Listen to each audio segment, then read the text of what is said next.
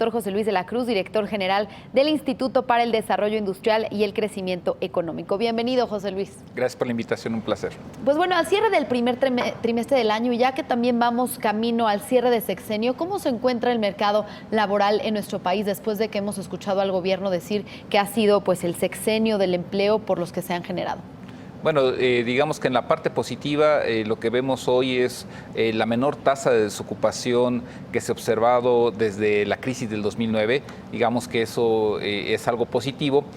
Sin embargo, esto convive con una generación de empleo de ocupación precario. ¿A qué nos referimos? Hoy en México, personas que ganen más de 5 salarios mínimos, apenas tenemos a poco menos de 500,000 de personas, de un universo de 52 millones de personas ocupadas.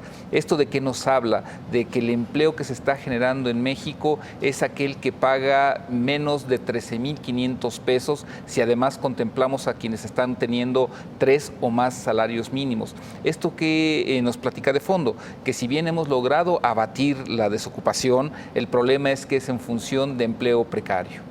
Bien, y a pesar de que se ha reducido esta tasa de desempleo que ya mencionabas, estamos hablando de empleo precario, es decir, las condiciones no son las óptimas, se está buscando que se incremente el salario de cierta manera, las prestaciones, ¿o qué estamos pidiendo?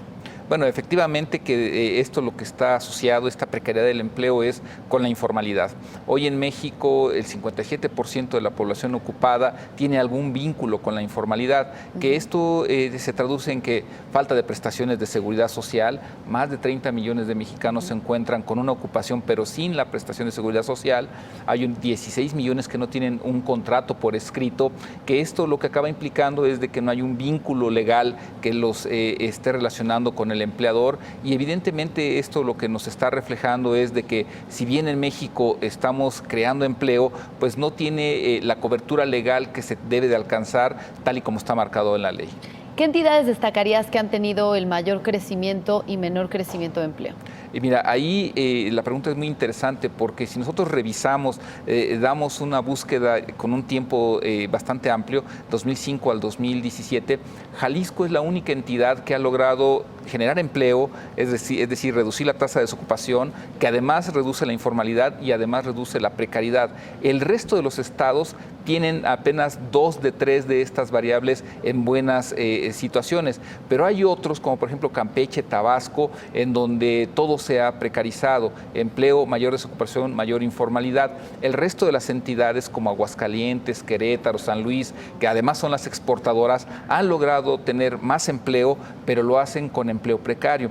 Y entonces el desafío de México es cómo llevar estos buenos resultados a nivel estatal, pero en la parte de crecimiento económico, pero en donde esto no sea reflejo de que también se generan en base a empleo precario.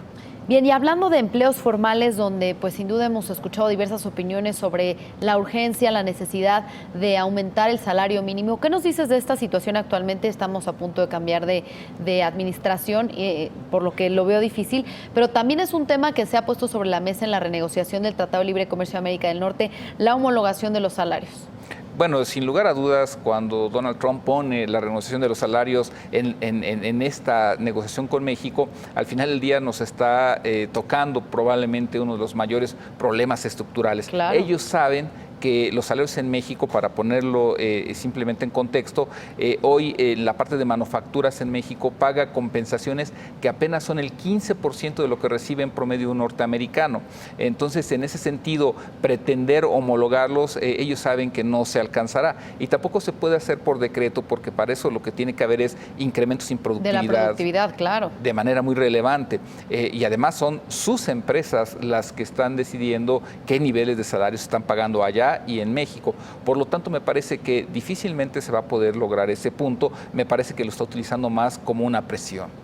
¿Cuál es el camino a seguir en este tema? Porque si bien el tema de la productividad que ya mencionabas, pues lo ha dicho el Banco de México desde que estaba Agustín Carstens a la cabeza, quien decía que el aumento al salario mínimo debe de ir ligado con la productividad. Sin embargo, hemos visto pues otras posturas, por ejemplo, en la Ciudad de México, diciendo que claro que se puede elevar el salario mínimo incluso hasta 10 pesos sin generar inflación. Entonces, ¿cuál sería el camino a seguir para ir por esta ruta de un aumento al salario mínimo de manera justa y que no afecte tampoco el tema de la inflación? Bueno, yo creo que aquí lo primero que habría que hacer es ver la dimensión de dónde se paga el salario mínimo. ¿Por qué?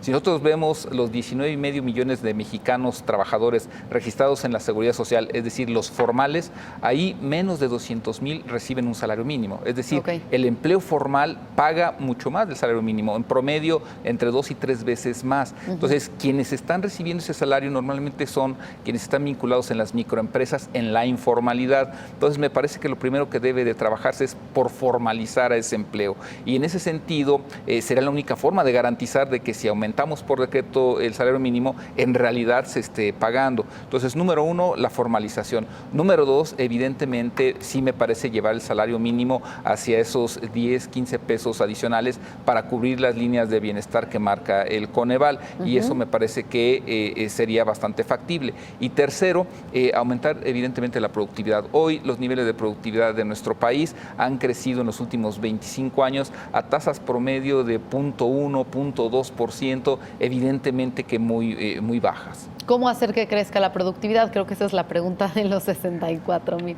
Mira, yo creo que los cambios legales se hicieron en esta administración, es algo que sí hay que reconocer. Hay una ley del incremento sostenido de la productividad y la competitividad. Me parece que aquí es hacer la realidad para la mayor parte de las empresas en México. Financiamiento, capacitación, mejora en educación, pero a niveles técnicos y superiores. Evidentemente un entorno legal que permita mayor certidumbre.